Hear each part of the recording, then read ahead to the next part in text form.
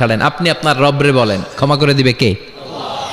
ইমাম সাহেব আসতে হবে শর্ত না, পীর সাহেব হুজুর এসে হুজুরের হাতে হাত রেখে তওবা পড়তে হবে শর্ত না। আপনার রবরে ডেকে চোখের পানি ছেড়ে ক্ষমা চান, ক্ষমা করবে কে? আর প্রতিদিন শতবার পড়তে থাকবেন আস্তাগফিরুল্লাহ। আওয়াজ করে সবাই পড়েন আস্তাগফিরুল্লাহ, আর জোরে পড়েন আস্তাগফিরুল্লাহ। বিশ্বনবী বলেন, মান লাজিমাল ইস্তিগফার জাআলাল্লাহু লাহু মিন কুল্লি দিকিন মাখরাজা। সব সময় ইস্তিগফারের সাথে যে লেগে থাকবে রব্বুল আলামিন তারে 5টা জিনিস দিবে। কয়টা? কথা কন আরো জোরে, সবাই বলেন কয়টা? নাম্বার 1, জাআলাল্লাহু লাহু মিন কুল্লি দিকিন মাখরাজা। বিপদে পড়লে বিপদ থেকে উদ্ধার করবে কে? আমাদের তো কোনো বিপদ নাই না? আছে। কত বিপদ, হ্যাঁ? রাস্তাঘাটে দুর্ঘটনা হতে পারে, যে কোনো সময় ভূমিকম্পে পড়তে পারি, বজ্রপাত পড়তে পারে না, ঠেড়া পয়রা মানুষ নাই, আছে না নাই? এই বিপদ আপদ থেকে আপনারা রক্ষা করবে কে? যদি আপনি ইস্তেগফারের সাথে আঠার মতো লেগে থাকেন। কিসের সাথে? কথা বলেন। ইস্তেগফারের সাথে লেগে থাকতে পারলে 1 নাম্বার হচ্ছে বিপদে পড়লে আপনারে মুক্ত করে দিবে কে? 2 নাম্বার ওয়ামিন কুল্লি হাম্মিন ফারাজা, যে কোনো ধরনের টেনশন, হাইপার টেনশন থেকে বাঁচায় দিবে কে? আমাদের তো টেনশন মেনশন নাই না? আছে। লাইফ নিয়ে টেনশন, বাঁচার টেনশন, মরার টেনশন, ক্যারিয়ারের টেনশন, রাস্তাঘাটে যানজট এটার টেনশন, পুলিশের দৌড়ানি, র্যাবের দৌড়ানি, বাড়ির ভাড়া, গ্যাস বিল, বিদ্যুৎ বিল, ছেলে মেয়েদের লেখাপড়া, কত টেনশন।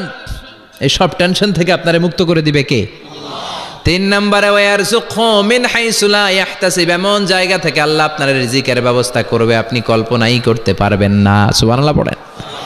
4 নম্বরে সবসময় ইস্তেগফার যদি পড়া হয় আল্লাহর কোনো আযাব ওই বান্দার উপরে আসে না। ওমা কানাল্লাহু মুআযযিবাহুম ওয়া হুম ইস্তাগফিরুন।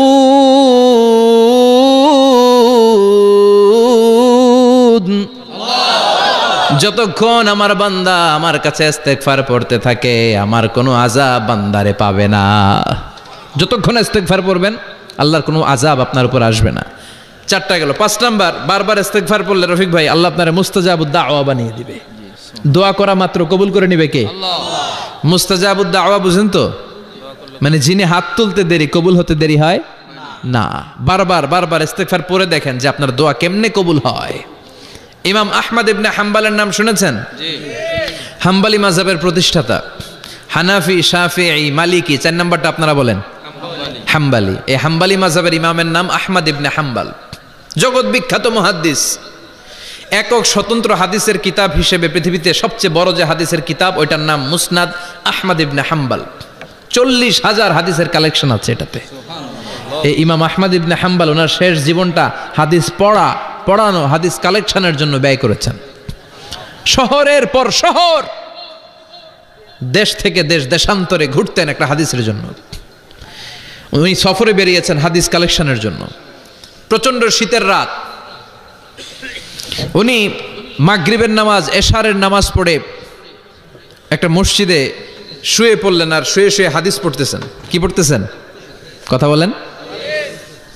আর মনে মনে ভাবলেন রাতটা মসজিদে কাটায় দেই, ফজরের নামাজ পড়ে আবার বেরোবো। কিন্তু দারোয়ান এসে বলে মসজিদে থাকতে পারবেন না, ওঠেন। দারোয়ান আছে না? কথা কন। আহমদ ইবনে হাম্বল বললেন আমি শুধু রাতটা থাকতে চাই, আমি তো ফজরেরও মুসল্লি, ফজর নামাজ পড়বো তো এই মসজিদে, আমার থাকতে দাও। দারোয়ান তো দেয় না, কেনা মসজিদে থাকার জায়গা না, যান মিয়া। উনি যে আহমদ ইবনে হাম্বল এটা চিনে নাই, থাকতে দেয় না। কি করবে এখন? উনি কাঁথা গুছিয়ে হাদিসের কিতাব নিয়ে কাঁধের মধ্যে ব্যাগ নিয়ে মসজিদ থেকে বেরোয় গেলেন। কি আর করবেন, প্রচন্ড শীত, আর কাঁপতেছেন, বুড়ো মানুষ। পথিমধ্যে দেখলেন বাজার একজন